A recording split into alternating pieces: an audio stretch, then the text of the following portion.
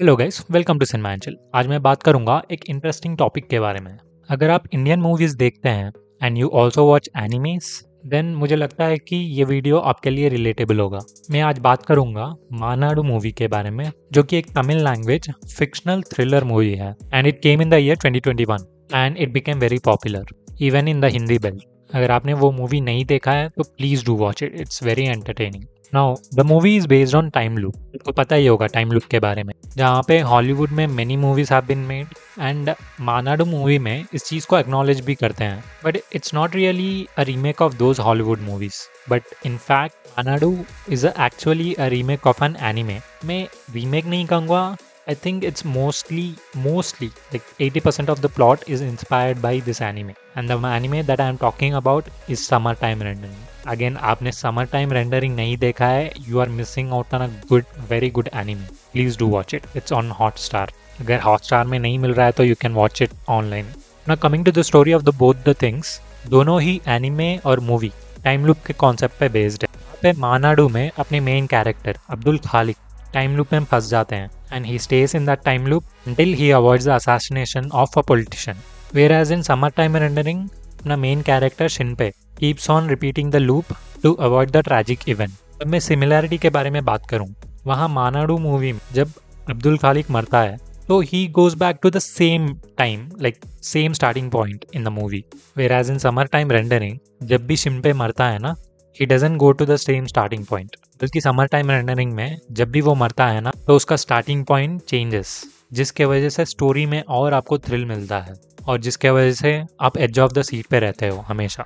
अगर आपको अभी भी समझ में नहीं आया तो लेट मी एक्सप्लेन, क्योंकि यहाँ पे मानाडू मूवी का कॉन्सेप्ट थोड़ा सिंपल है। I will explain that first. जब भी अपना मेन कैरेक्टर मरता है ना in the movie, he goes back to the same point जहाँ पे वो प्लेन में कल्याणी प्रियदर्शी के साथ रहता है। चाहे वो जब भी मरे, जहाँ भी मरे, he will go back to the same point. Whereas in Summertime Rendering, जब भी अपना शिनपे मरता है ना, उसका स्टार्टिंग पॉइंट थोड़ा आगे हो जाता है। फॉर एग्जाम्पल Summertime Rendering में first time loop starting point होता है शिप पे। Then for the first time loop I think he spends maybe around 1 day और 2 day। Then in the second time loop instead of starting at the ship, वो start करता है after getting down the ship. और ऐसे करते करते जब भी वो मरता है ना, his starting point changes and at one point ऐसा होता है कि इफ ही डाइस अगेन वो लूप बैक नहीं कर सकता, जिसके वजह से सीरीज के क्लाइमैक्स में जो थ्रिल आता है is very good. Now this is one common point. The other common point is villains. Maanaadu में इनिशियली बस हीरो को ही टाइम में बैक जाने का चांस मिलता है, बट लेटर ऑन विलन भी उसके साथ जाने लगता है in the time same time.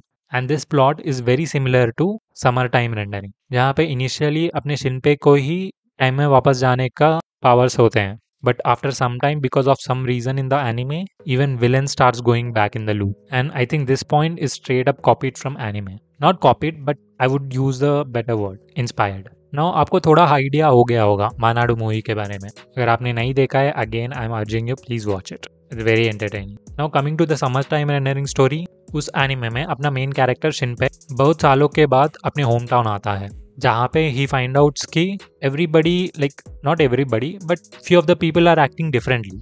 And जब आप इस एनिमे का फर्स्ट एपिसोड का क्लाइमैक्स देखोगे ना, पहले तो आप चौंक जाओगे, देन आपको तलब उठेगी कि आप you have to watch the next episode, then you will be blown by what's coming next. अगर मैं थोड़ा बढ़ता हूँ तो there is a supernatural aspect to it, जहाँ पे there are clones of the individual person and the clones of the individual person try to kill the original person. Now अब शिनपे वहाँ पे क्यों आया है अपने होम टाउन पे वापस, and whether he will be able to stop these things or not forms the rest of the story. Again, the story of the anime, I don't know अभी तक मैंने कितने बार बोला है, you have to watch it. अगर आपने दोनों ही देखे हैं तो please comment which one you liked more and please do subscribe and like. Thank you.